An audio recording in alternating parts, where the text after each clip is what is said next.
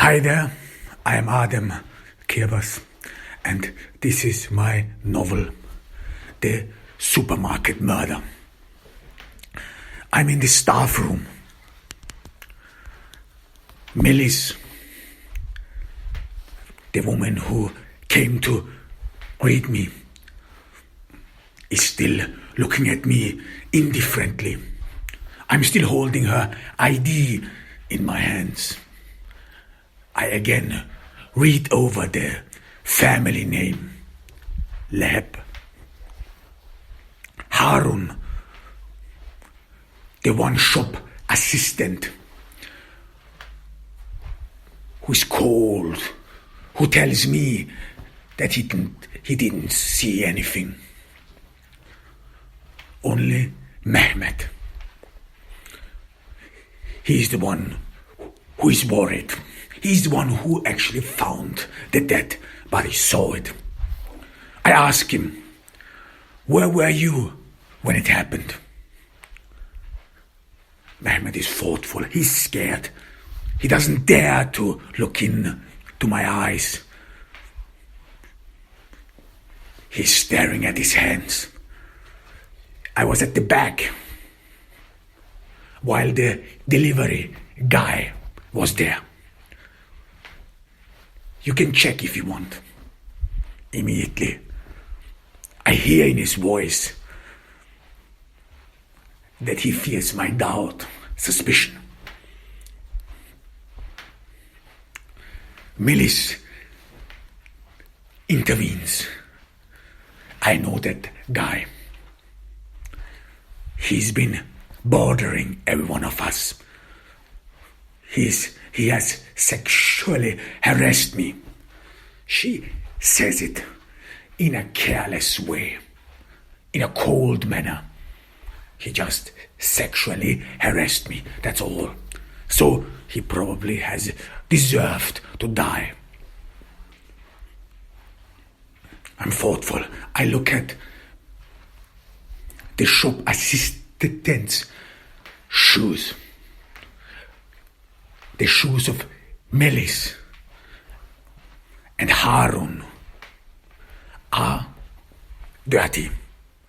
They probably walked in here recently. And I see that Mehmet's shoes are actually clean. Well, this could mean that Mehmet probably has a special pairs of shoes in his lockers.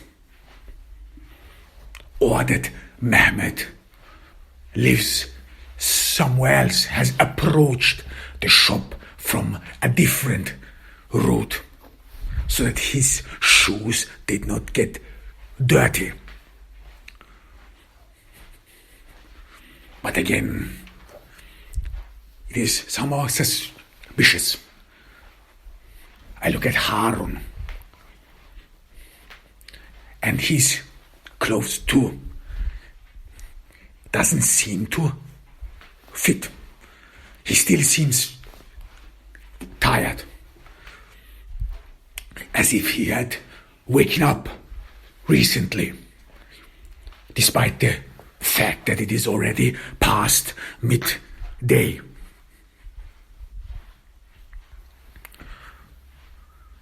I look at Melis.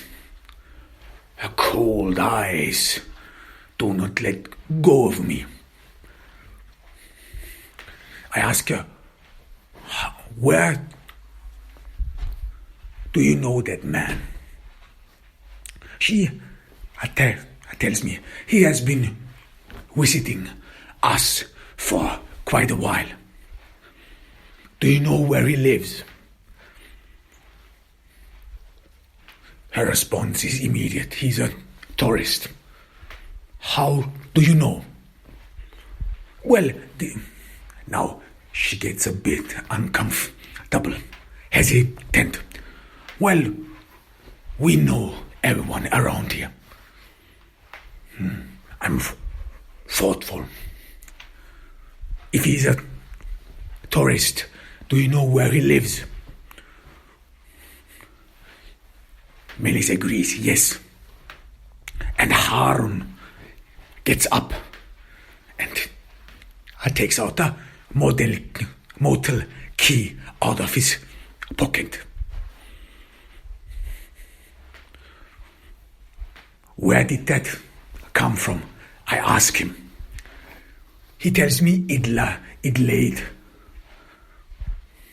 was lying on the floor.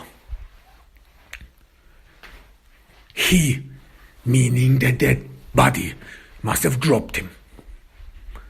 Must have dropped it. And now I ponder, how could have been a motel key dropped? Because it appeared like that a person was shot in his face and that he fall forward. I look back. I remember the person's trousers, his coat, his overcoat. He had deep pocket. And I think that as a tourist, the most thing you scared of is that you might lose your keys.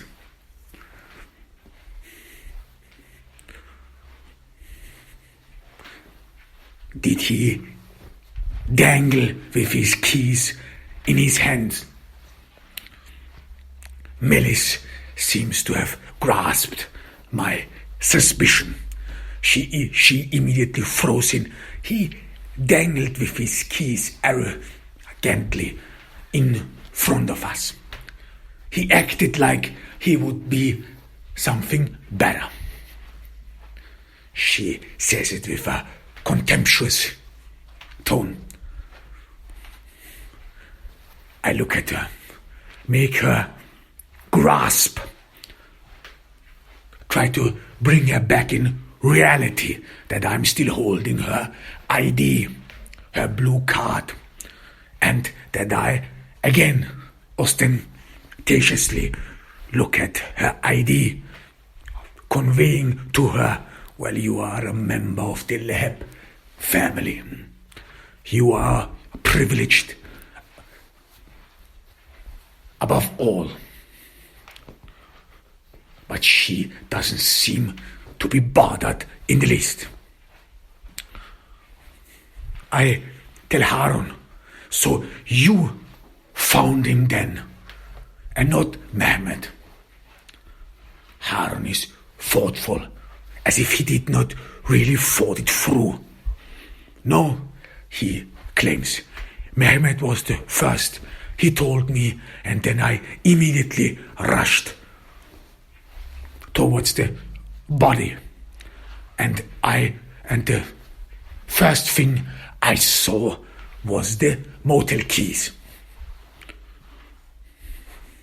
The first thing he saw. And this from the guy who just a couple of seconds before told me that he's under such a shock that he can't remember anything. I wanna poke him a little bit. So the only thing you saw was the keys, the motel keys. He approves, yes. Did you saw who shot him?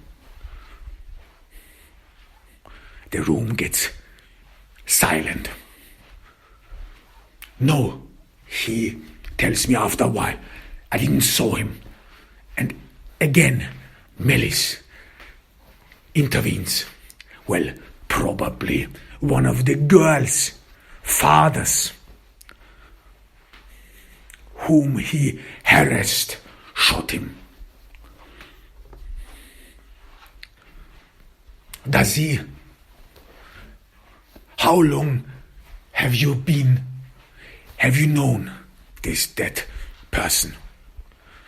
Melis thinks for a couple of seconds. She says 4 to 5 years. We know him because he always comes here. He always lives at the same motel.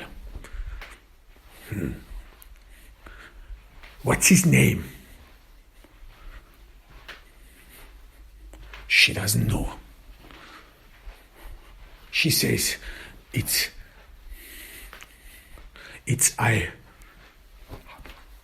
I think she's thoughtful pondering. She says maybe his name is Thomas or Taffy. Thomas or Taffy. But I tell her, you know that he's an American, don't you? Yes, she says, yeah. His name is Thomas. Thomas. Did he ever talk to you? No, he didn't. But you know his name? Yes. Because people around here, they talk. Talk about what? Well, they talk about other people. People who harass them. I ask her. She admits yes. So, everyone is talking about him being a harasser. I ask. Yes, she admits. Did he harass you as well? Melis looks me straight in my eyes, cold, without any emotions. Yes, he did. Here in the supermarket, I inquire.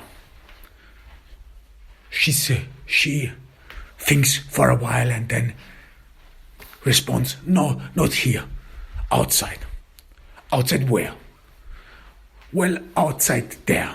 She needs time to think about a proper answer. Well, outside somewhere. I sometimes walk past the motel, and I noticed him cat calling me. What did he say? I inquire. Well, you know, I see she's hesitant.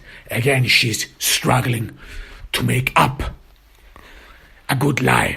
She hasn't thought it through. She's a bad liar, because good liars are not those who can keep a poker face, but those who can continuously invent stuff, who have any answer for every possible question. She's a bad liar. She says, yeah, he called to me, hey, baby, and so on. That's what he did, yes. I'm still holding her ID. She probably thought this would be all easy. She probably trusted on her name and that everything would be solved thereafter. I'm thoughtful. May I take down your names? Because this is a very important murder investigation, and I probably need to know more, or I probably need to ask you once again. Harun is spooked. He looks at Melis. He didn't think that it would come to a second interrogation. Melis is thoughtful. Then she says, well, we said you everything we know. Well, maybe you may remember something else. Mehmet, the one who has been silent for all this time, gets shaken up. He's fearful. Again, those two men look at Melis. She seems to be the head of the group and probably prepared everyone to what they assume to should say. I don't wait for an response. I take out my notebook and write down. I write down Melis's name. I write down Harun's name and Mehmet's name. And I say to them, you will probably have to come to the police precinct with an ID. And this strikes those two fully. Harun X claims an ID. He is troubled. I see that his face gets reddish. He is breathing heavily. Yes, I say, we need to make sure who you are, because this is some serious stuff. I wanna play out my cards. I know that I have struck something. I wanna spook them. I wanna frighten them. I say to them, well, he's an American. And because he is an American citizen, the American embassy will want a proper investigation. He's a foreigner. Things are different in America. All three of them are deadbeat. But his parents are Turkish. This doesn't matter. I respond. It doesn't matter because he is an American citizen, and this will be spread over the news media in America. Americans do not like their citizens being shot dead in public. This is some serious issue here, ladies and gentlemen. And I know this strikes all of them. I linger for a while. I know that I have all three of them in my hand now. Because people make stupid things when they are scared. I can immediately see that they know something. That probably more people are involved in this. Not only those three, that probably this is only the tip of the iceberg. I'm still holding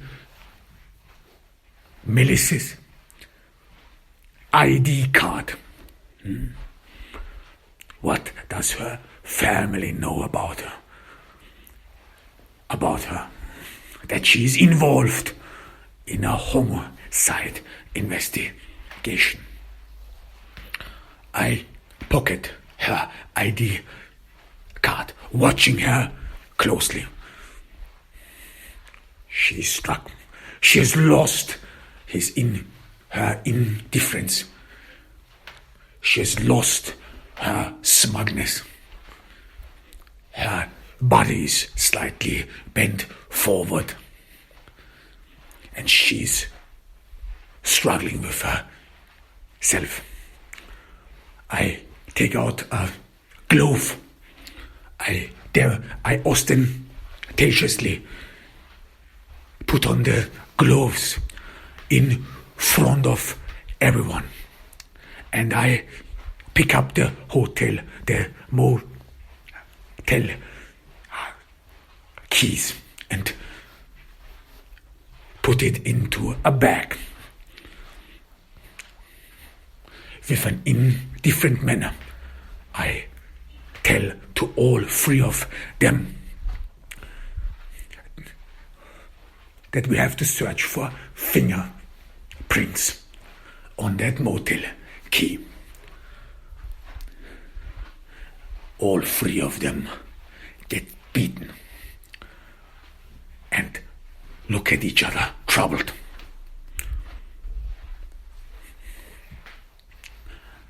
I walk out of the supermarket. I again watch at the dead body. Someone was shot there.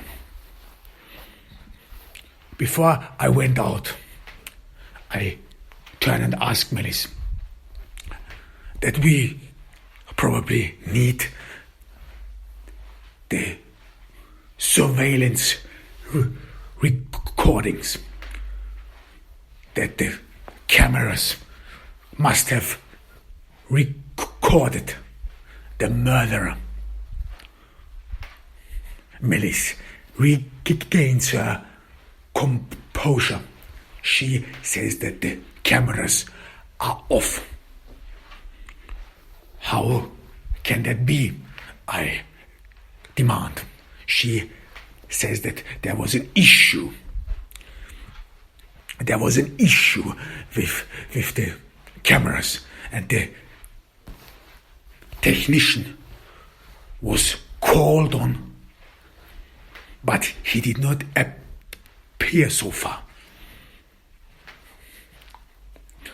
Melis almost smiles. Her smug nature strikes me. This was probably an integral part of their plan. Thoughtful. I'm thoughtful. So we have no recordings then? No, she says. Do you have the name of the technician who is responsible for the surveillance cameras in the supermarket? She says yes, and immediately takes out a card of the technician. Well, how convenient. She had it in her pocket. I read over the card of the technician. Murat Javal. Technician. The card looks cheap. It looks one of those cards you can order in the internet, where you get them very cheaply in a bulk. I watch it for a while. I flip it. I don't wanna let those three folks off the hook.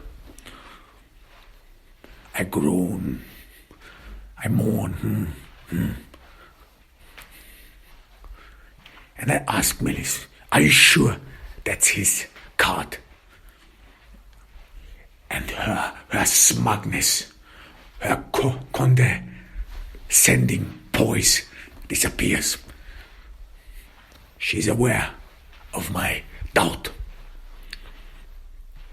She says yes, but this is not a self-assured yes anymore.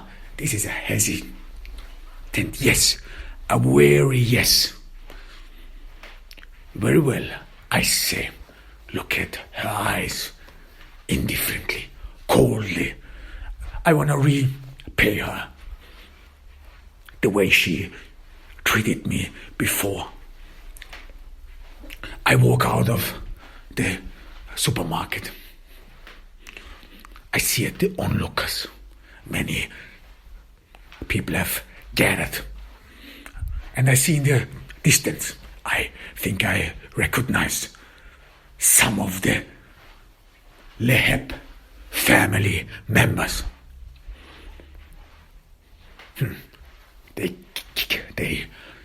came here very fast. I know, of course, what people say about this family. I know a little bit about their social standings. I know that this family is well off. I know that it is unusual for someone of the Lab family to work in a supermarket. And I know that this supermarket is actually not the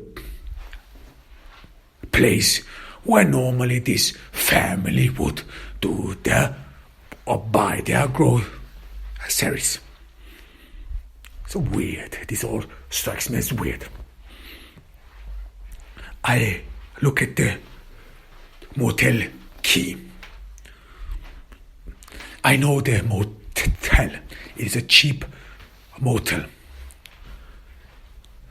a little bit outside the town. It is one of those motels tourist guides would not recommend because it is cheap. It has not all amenities. It, for example, has no internet.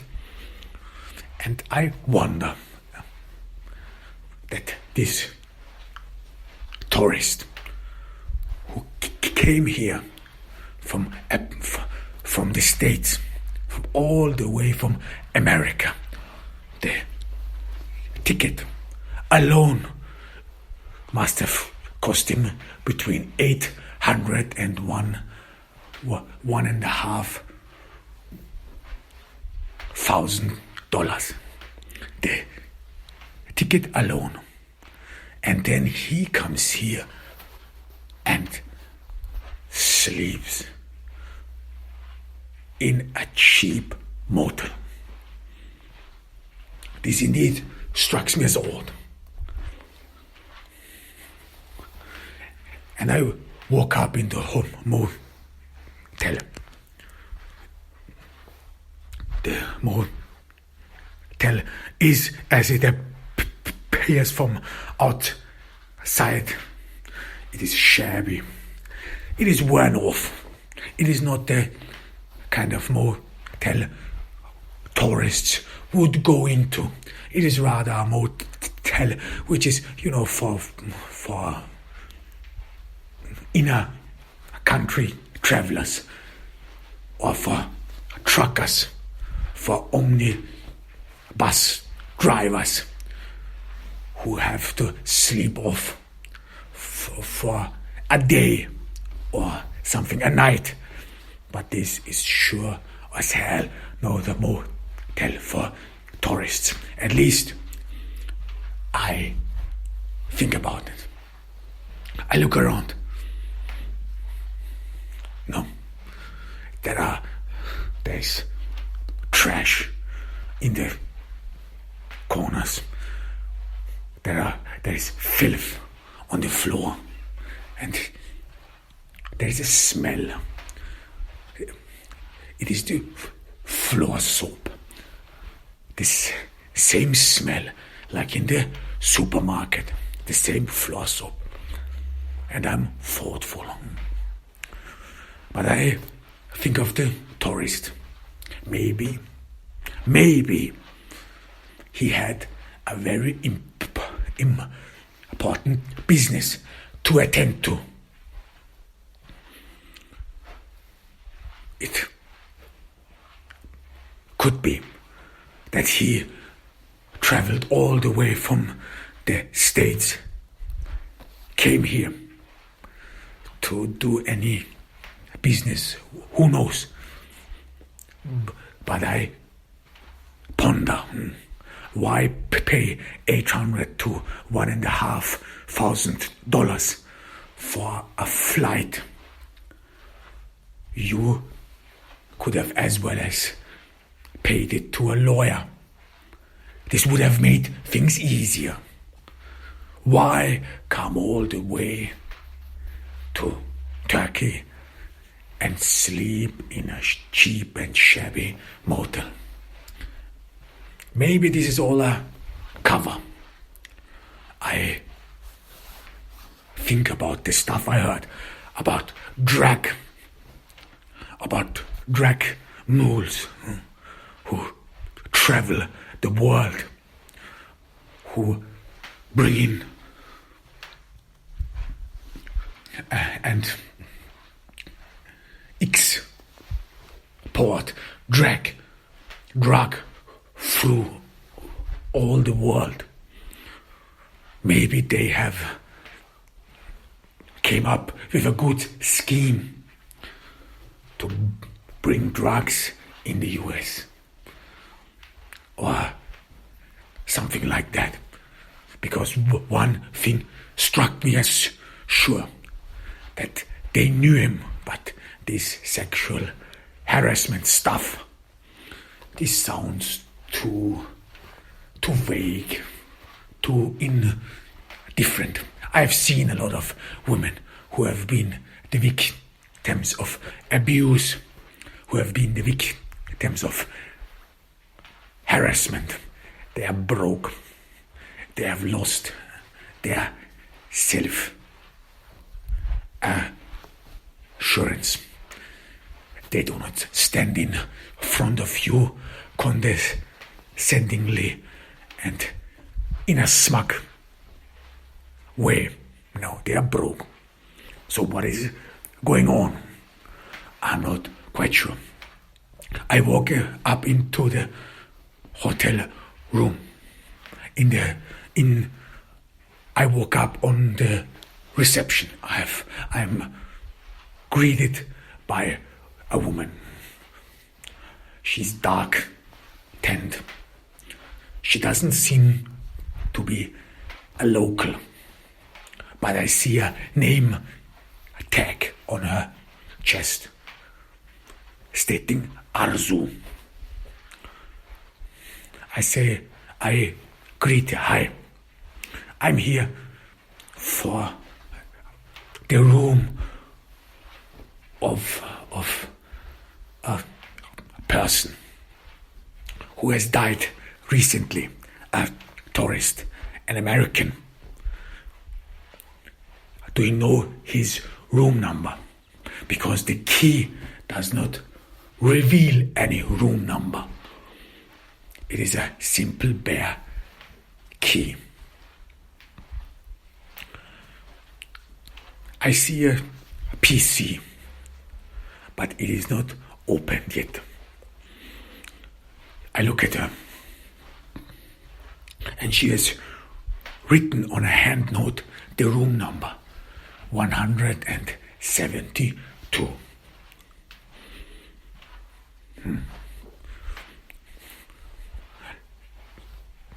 Do you have his name?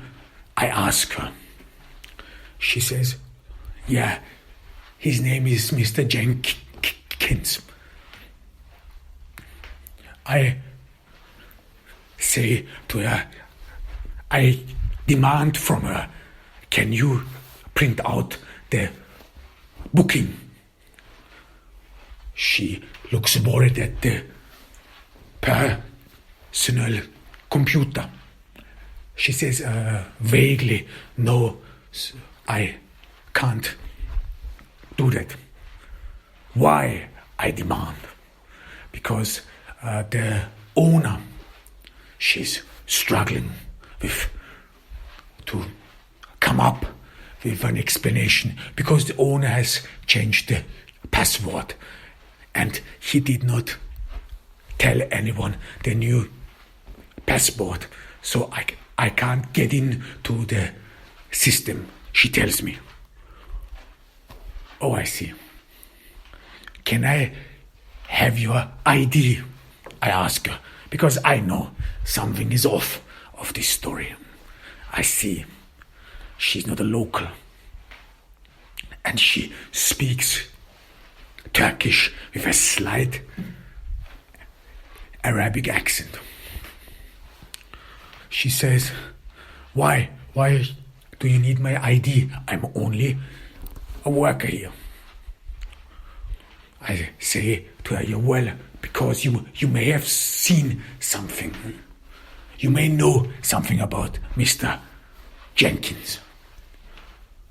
She says, no, I didn't see anything. nothing. I don't know him at all. Again, I look at the notes in front of her desk. The room number 172, and beneath is the victim's name, Mr. Jenkins. How come that she knew whom I was looking for? I asked her, did you know that I was looking for him? She says no. But why did you write down the room number and his name? Then she says, I have not written it down. It was the owner.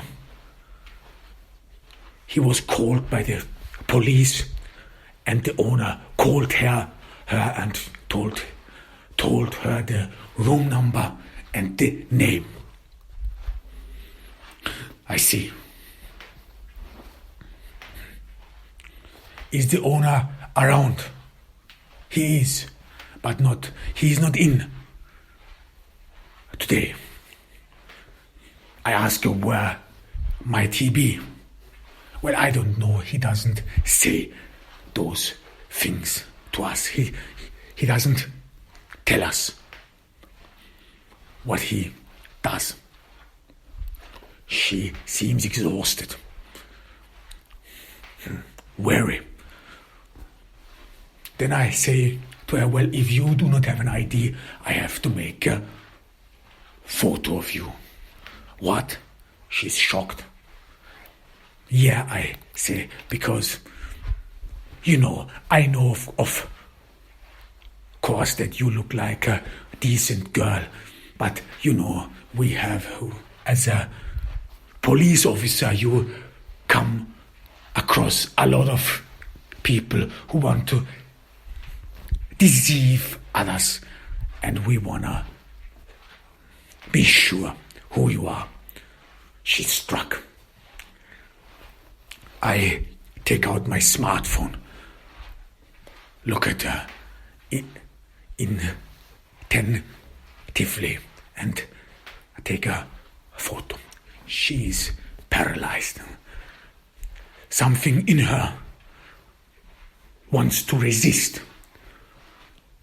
She's grabbing tightly the chair on which she's sitting, but she can't do anything against it. I take the photo. Okay, I say to Arzu, now I will go to Mr. Jenkins' rooms. She only nods. She doesn't know what to say.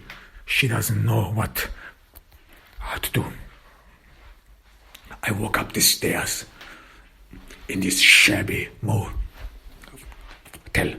Nothing seems to be inviting. There's filth everywhere. Then I come to room number 172. Why such a high number? Because I counted the motel has only a few rooms, about 25 rooms. They probably wanted to make it appear as if it would be a big motel, as if it would be some sort of a grand scheme, as if this would be a decent establishment. I open the door and there's dust on the floor, and it seems like someone has smoked in the room, has been smoking in the room. No windows are open. The victim didn't have any cigarettes on him, and I didn't smell smoke on the victim.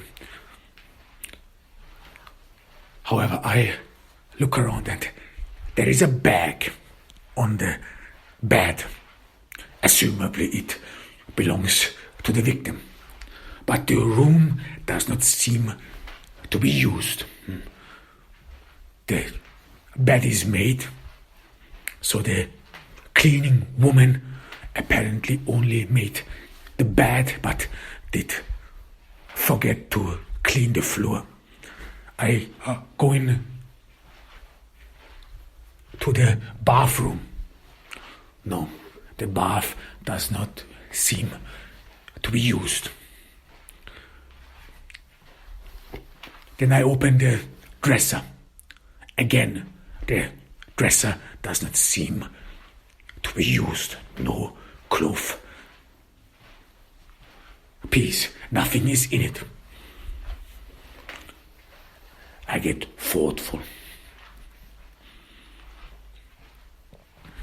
Then I go to the bag and I see the victim's passport on the desk. It seems like he had forgotten it. I open the passport. Mr. Clyde Jenkins from Pennsylvania. This strikes me as odd. You do not forget your passport in your motel suite. You do not forget your purse in your motel suite. However, there was only a passport. No money, nothing. As if someone has had put it there. I pocket the passport and walk to the bag. I open the bag and I see all new clothes. But these are clothes who all have labels from Turkish fashion houses. Even the underwears have been bought from Turkish fashion houses.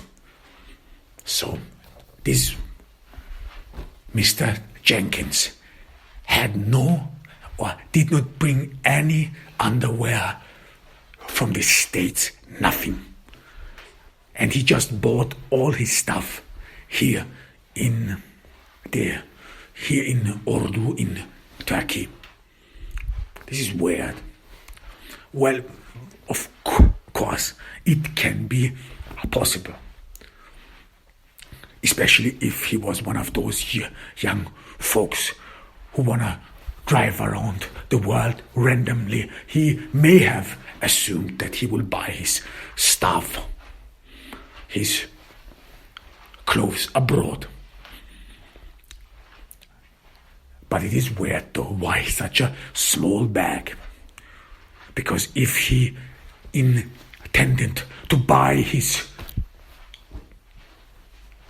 clothes abroad because there it is cheap, admittingly the US dollar is currently stronger, or the Turkish lira is currently weak.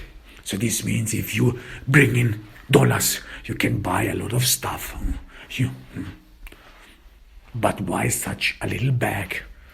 He could have traveled with a bigger bag and then filled this bag with a lot of clothes, especially if you juxtapose that he probably paid $800 to $1,500 for the flight ticket. Then it does not add up. Why such a little bag? You want to make this journey count.